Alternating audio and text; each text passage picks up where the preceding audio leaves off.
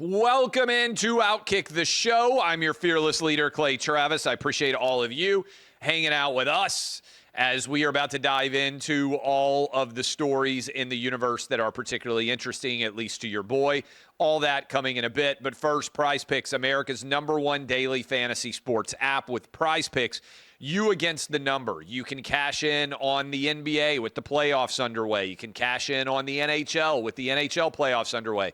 Major League Baseball, as I'm about to tell you, going every single night. Pick your favorite players on the court, on the field, on the ice. Pick more or less. Boom, you are on your way to winning up to 2,000 times your cash. You can play in California. You can play in Texas. You can play in Georgia, 40 states. If you're feeling left out, you can get hooked up. Download the app today, and you could also win a trip to the NBA Finals. Is it the NBA Finals? I think it's you can go all over the place. NBA playoffs, wherever you want to go, if you win. Sounds amazing. Here are my picks for you tonight. Austin Riley. I have got more than 1/2 hit run RBI for Austin Riley on the Atlanta Braves. You guys know that I am a big Braves fan. Bo Bichette, more than 0.5 hits, and Shohei Ohtani tonight in the game against the Rockies, more than 1/2 of a hit. All right? Those are 3 different plays. If all 3 of these hit, you double your money. So you can play $5 and you'll get $10. You can play $500 and you'll get $1,000. And when you play, if you play at least $5, first time you get a $50 deposit. Download the app today. Use code OutKick for $50 instantly after you play your first $5 lineup. That is code OutKick for $50 instantly after you play your first $5 lineup. Join the fun and do it. Prize Picks, run your game. All right, let's dive into a bunch of these stories that are going on out there. Again, download the Prize Picks app. Use code OutKick. Nico Gate. Look, this just keeps getting worse. Adam can confirm if I'm not right on this, but Tulane has now dropped out of the Nico sweepstakes. It appears many different schools out there are effectively saying, yeah, we don't need him. And his options are dwindling. And a lot of different coaches are speaking out and saying that they have outrageous expectations for pay based on his play on the field. UCLA doesn't have very much money, and the younger brother spurned UCLA to go to Arkansas, Madden, but there seems to be a growing consensus that Nico is going to make a fraction of what he was making at Tennessee, and he's going to go to a worse situation, which is doubling up on 2 different awful propositions. You don't want to take less money for the same work, and you don't want to go to a worse place to work to make less money. This is the exact opposite of why you would have representation. This is the exact opposite of why you would take advice, and I think it's such a cautionary tale. My advice to Nico, and look, I don't even know that Tennessee would take him back at this point. I think he should go full George Costanza. On Seinfeld back in the day, he should just go walk right back into the Tennessee athletic program and start working out like he never left. This is, I say go full Costanza, because in Seinfeld, for those of you who remember this plot, George got upset, quit his job, and then decided that he shouldn't have done that upon reflection.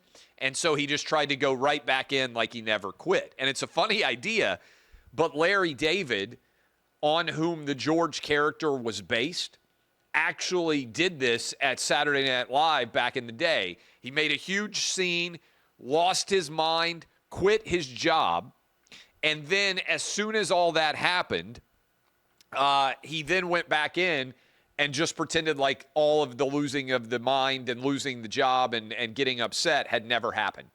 So this in and of itself is where we kind of find ourselves. And I think this should be a cautionary tale. And I talked about it a lot yesterday but I do believe it is such an important lesson for many people out there.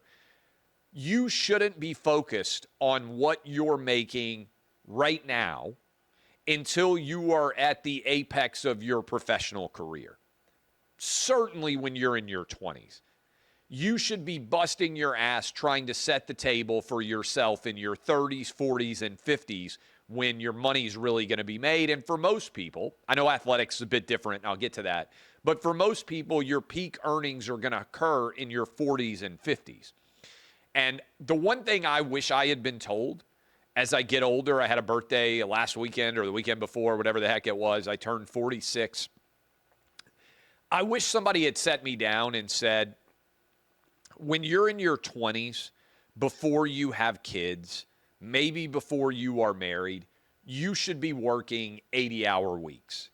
You should be working nonstop because I guarantee you, you think you're busy, but until you have kids, you are not actually very busy. And everybody who has kids understands that. And I understand that those of you who are out there and you're like 24 and you're watching this right now, you're like, Clay, I'm really busy. You have no idea how much. No, you're not. You can work 12 hours a day and still have multiple hours to watch TV, to go to the gym, go out to dinner. You can work 7 to 7 or 8 to 8 and still have a pretty good life, even if you work 60 or 80 hours a week. I'm not kidding. As soon as you have kids, kids are time vacuums. There will just be so many obligations that you never even thought about that have nothing to do with you that the kids are going to soak up. And you set your ability to be really successful in your 40s and 50s with how hard you work in your 20s in particular. You come out of work, you come out of college, and you're 22 or 23, you should be working all the time. I'm just telling you, if you want to be really successful, you should be working all the time. People are like, well, I don't know about my work-life balance. You shouldn't have much of one if you want to really be successful in your 20s. You should work. And nobody told me this, and I understand, like, you're kind of a wuss, and some of you are like me. I had it. You're going to have like a quarter-life crisis. You're going to be like, oh, what am I going to do with my life? Like, I didn't know it was going to go like this. Stop being a pussy and work harder. I love Lamar Jackson. I tell my kids this all the time. You know what, Lamar Jackson, I think he still does it, but he works out in a T-shirt, and all the T-shirt says is, nobody cares, work harder. I fucking love it. Nobody cares, work harder. That should be, when you're in your 20s, I mean, I think it's great life advice no matter what age you are, but I think when you're in your 20s, whine less, work harder. It will solve almost all your problems. Whine less, work harder. And you have the time, trust me, you do. You can still go to the gym. You can still sit around and watch Netflix. You can work a 12-hour day and still have time to have a life. As long as you don't have kids, trust me, put the time in now. I was talking about it recently. I went and talked to a bunch of kids, 14 to 18 years old recently, and they were like, what advice do you wish you had gotten that you never got? Work as hard as you possibly can in your 20s. You have the energy, you have the health, you have the ability to do it. If you're not doing it, I think that you are setting yourself up for a much more challenging 30s, 40s, and 50s than it would have to be. And I think part of that is Nico now basically is down to UCLA. And UCLA doesn't have any money. And there's a report out there that other schools would be interested in Nico if he lowered his demands to around $1 million a year. The reason why I said he should just walk right back in and pretend he never quit is he didn't realize how good his deal was at Tennessee. He was playing at one of the elite money and fan-based schools in the country. He was assured the starting job, and he was going to be paid over $2 million to do it. And he was going to be playing for a coach who knew him well, knew what his skill set was, and has gotten Hendon Hooker and Joe Milton both drafted. And instead, the transfer portal opens on Wednesday, and Nico may now be in the situation where he has to wait to see who Tennessee signs to see what jobs may open so that he can get a starting job somewhere. In other words, Tennessee's going to be able to survey the landscape. Everybody out there knows that Tennessee was paying Nico $2 million. So that's like 98% of starting quarterbacks in college football are making less than that. And so if you want to make over $2 million and you want to play in the SEC and you want to be beloved by one of the biggest fan bases in all of college sports, that's going to be something that I think has a lot of appeal for people out there. So as all this plays out, I'm telling you, Nico is going to emerge as an incredible cautionary tale. Now, what I expect them to do, I'm telling you how this is going to work. Eventually, somebody's going to sign him, and they're going to sign him to an incentive-laden contract. And they are going to lie and claim that he's making more money because they're so embarrassed by how badly they have mishandled this. And whichever team signs him is going to be like, yeah, dude, we'll give you $1 million if you win the Heisman Trophy. We'll give you $1 million if you win the national championship. We'll give you $500,000 if we make the college football playoff and you start X number of games for us. And they will go out and they'll be like, hey, Nico's got a new $4 million contract. Well, yeah, if you hit your performance-based incentives, you might be able to make $3 or $4 million. But the schools that you're going to, guess what? UCLA, not going to win the national championship. You're probably not going to win the Heisman Trophy there. You're probably not going to make the playoff. You're going to end up making a lot less money than you would have at Tennessee. And I actually feel bad for Nico. It just feels to me like they have completely bungled what should have been an incredible situation. I do think it's worth mentioning as well. Remember, Tennessee paid him $2 million to redshirt. They paid him while he was in high school. He has been paid a ton of money, and the grass is not always greener at all. And so all of this, I think, is going to turn into a huge mess. And if you go to UCLA, you got to pay 16% tax. I don't want to be tax guy, but there's no state income tax here where I live in Tennessee. In California, you're going to have to pay 15 or 16% on whatever you make. So if you make $1 million, that means California gets 150 or 160 of that right off the top compared to what you would have made at Tennessee. It's crazy. So anyway, that is what is taking place there. I want to play this video for all of you. Actually, I don't think it's video. I think we need a new lawyer because I think we are being way too sensitive and way too afraid of what video clips we play. But this is a still image. We have the audio. I am a lawyer. I'm telling you we could play this video. But here is on the Braves broadcast yesterday. One of their reporters from the stadium was out doing an interview. If you watch these games, we got 162 of them. There's a lot of ground to fill during the course of the game. And so the reporter ends up between two cute blondes, and he's interviewing them. And this is what it sounded like when that interview was taking place. The sports media losing their jobs. Listen. Losing their minds. Up here up the Corona rooftop. Who do we got here? What's your name? My name's Lauren. Lawrence, all right. And I'm Kayla. Kayla, and you guys hang out at the rooftop lounge often? Once a year I come out to visit. Okay, well, we timed it pretty well. All right, good. How are you guys feeling about rooting for the Braves today? Oof, I don't know. I'm hoping for the best. What about you? Are you a Braves fan now? Not quite. Not quite. All right, I'm gonna go to work up here, guys. Good luck the rest of the way. Okay, Wiley. You got 4 innings to get the numbers. I'm on it. I'm on it. Get us some more Braves fans. All right, so they want me to get your number. They want you to get my number. I'm dead serious. They're saying in my ear right now, she doesn't believe me because she thinks you guys are not. I'm making this up. Even if you guys weren't, I might use that in the future. That's actually a pretty good move. This is unbelievable.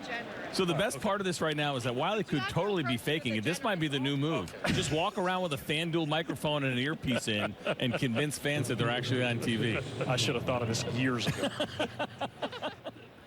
I am speechless. I got the number. We're good. Okay, this is blown up everywhere, and good for that reporter for getting the phone number, assuming it's the right phone number. Guy's name is Wiley Ballard, and I thought this was very funny, saying that you got the best wingman ever in the guys in the announce room.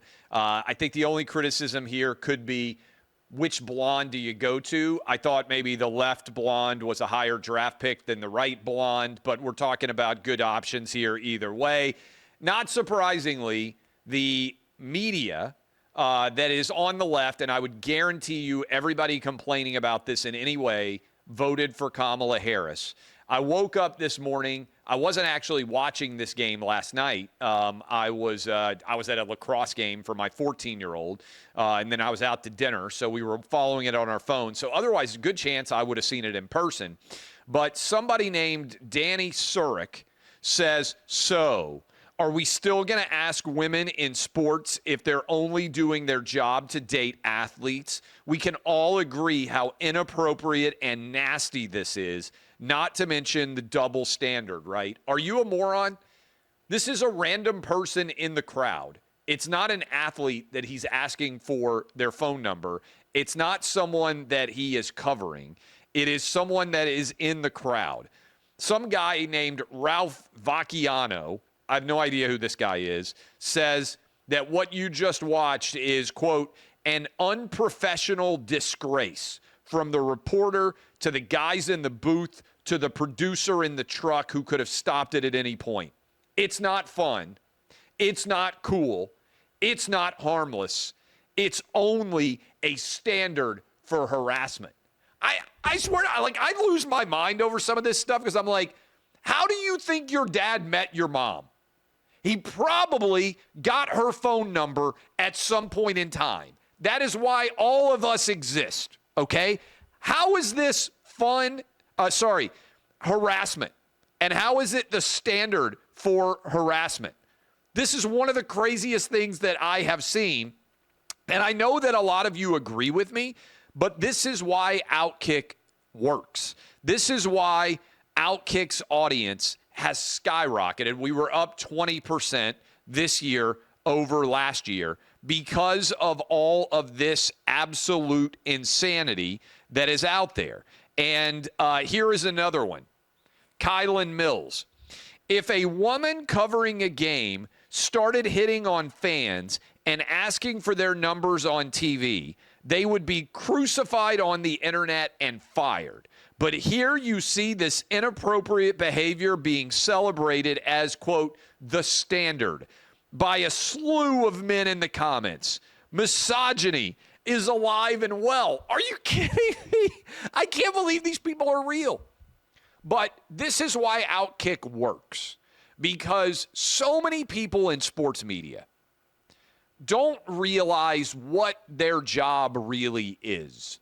If you are fortunate enough to work in sports media, you cover games for a living. Games. If you cover games for a living, your job almost all the time, there are a few reporters out there that actually cover crime intersecting with sports, right? Athletes charged with crimes, you go to a trial, that's different, right? Criminal reporters. There are some reporters who cover the business of sports. But by and large, if you are at the game and you are on the sideline or you are in the booth, your job is to make something that people like, the sport, the game itself, more fun than it otherwise would be. And if you do that, if you make the experience of the fan better, you have job security for life. If you want to be like these scolds, these losers online, and be offended by a fun moment in the course of one of 162 games, then you should find another job because you are not making a game more fun than it otherwise would be. Go cover something else. Go cover politics. Go cover international world affairs. Go cover the crime beat in your local neighborhood, right? In your local city. Your job, if you are associated with the broadcast of a game, and I've been associated with the broadcast of games quite a lot, so I know this directly, is to make the game more fun than it otherwise would be. That doesn't mean that occasionally you might not have to talk about serious things, but by and large, your job is to be the frosting on the cake. People like cake, frosting makes it a little bit better, right? You are the chocolate chip in the cookie. You got the cookie that people like. You are the sugar. You are the frosting. I love those from like the cookie company, whatever it's called. It's Auntie Anne's for the pretzels. I like the cinnamon sugar pretzels. What's the main cookie place that they have in the mall? Great American Cookie Company, I think. Former mall workers of America who ate in the food court for years. Rejoice. I think it's the Great American Cookie Company by and large. I'm sure there's other competing cookie companies. You're like the frosting on the cookie. That's your job. Everybody comes to the cookie window and they're like, man, you know what? I love cookies. The only thing that can make the cookie better is if you put a delectable frosting on top of it. I'd take my boys, we'd go to the mall, I would get one of those frosty cookies. That's your job. If you can't do that, then you are actually detracting from something that people already like. And this is important too. Think about how many people write and talk about sports, something that people love, and they are unpopular. Can you imagine? You have the incredible good fortune. I've been here. I was a lawyer. I had the incredible good fortune to get to talk and write about sports and make a living doing that. Almost every person in a stadium or an arena would kill for that job. I don't ever forget it. Number of times I've been at the Super Bowl, I never forget it. Number of times I've been at big college football games and thought, as I said in the press box, I can't believe that I get paid to sit in front of a laptop and write about what I'm seeing at this game. I always feel like I have to pinch myself because I cannot believe this is what I get to do for a living. If you don't feel that way and you are covering a sport or a game inside of a field, a stadium, or an arena, you need to find something else to do. And if you're looking to be offended by things that are fun that take place during the course of the game, you need to leave too. I don't think that anybody would care if a woman got somebody's phone number. Everybody would be ecstatic for the guy. Are you kidding? Like, I don't think that would happen because I don't think attractive women standing in arenas or stadiums have difficulty meeting men. In fact, I bet your DMs are a disaster because so many men are trying to meet you. I don't envy that. But no attractive girl at a stadium is like, oh my God, it's so hard for me to get guys' phone numbers. It's so hard for me to find a date. Now, you might not want to go out with the guys, the options you have, and I certainly can get that. You don't even get me started on how many get me started. Do you know how many successful women out there are choosing to pick sperm to have a baby rather than actually be with a man? This doesn't exist for men. There are thousands of successful women out there, good-looking, highly educated, that go to sperm donor factories and flip through the sperm donor. They're like, oh, I don't know. Like, I need to put my glasses on. I don't know. He's only 5'9". Yeah, he's got the Harvard degree. Yeah, he's got blue eyes, blonde hair, not fat. He's only 5'9". I'm gonna move on. And they're like, okay, 6'2". Oh, but he's a little chubby. And I don't like the SAT scores. I'm going to move on. 6'5", I don't know. He's a little too tall. And he's balding. I don't want to have a bald kid. Yeah, he's got the Yale degree. Great SAT. No, I'm going to move on. This is how they pick the father of their baby. They don't even go on dates anymore. They've just given up on men. They just go through sperm donor binders. This is a thing. So I get it. You might not be able to find a guy that you want to date, but finding somebody that is willing to date you, not very hard to do. So this is not a similar situation. And some of you just need to find new jobs. If you're not happy covering sports for a living, that's not about the misogyny of sport. That's about you being unhappy in your life and needing to find something else to do for fulfillment.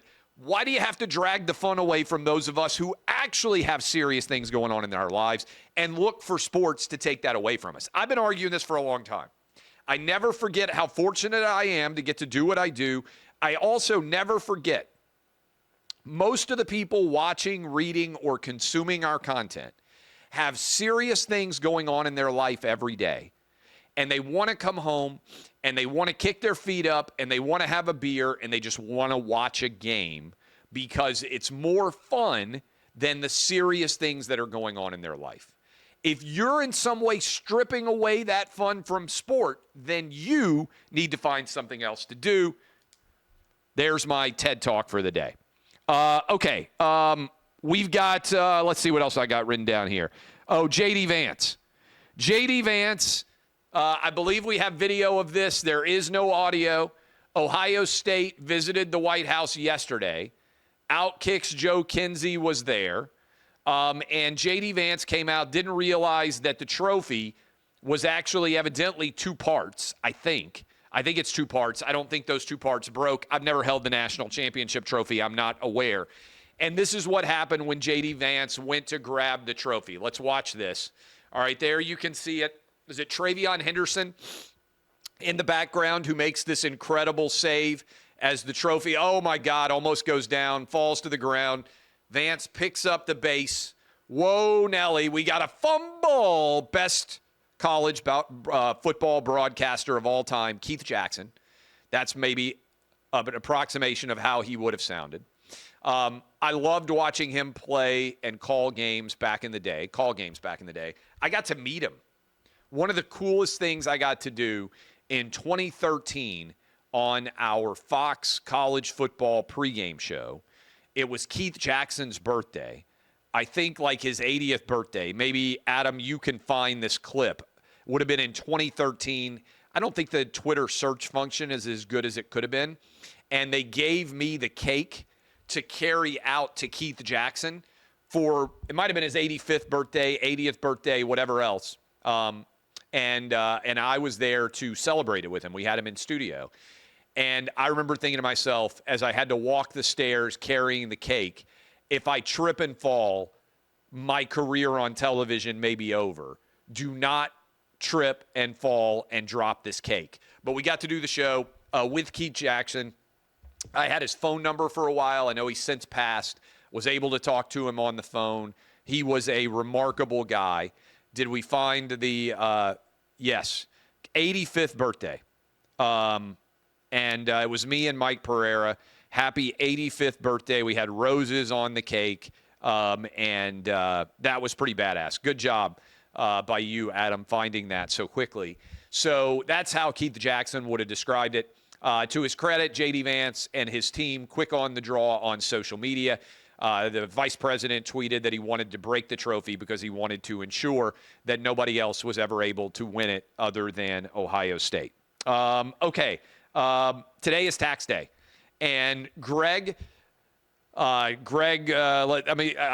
so many numbers after it, but the guy's funny. I see his tweets circulating sometimes. Greg on Twitter says, and this is so accurate, IRS, you owe us taxes, right? You're like, okay, I have to pay a lot of tax dollars. How much do I owe you? And the IRS says, you have to figure it out. This is how the tax code works. And, can we just pay whatever we want? No. The IRS knows exactly how much you owe, but you have to figure it out. What if you're wrong? Well, then you can go to jail. I can't think of a worse system than this. I pay taxes every year. I pay a lot of taxes. I don't even understand my tax code. I've got an accountant. I was talking to him last night or the night before, answering questions. How is our tax code so broken? And I'm not kidding about this. And the more complicated your taxes become, the more true this is.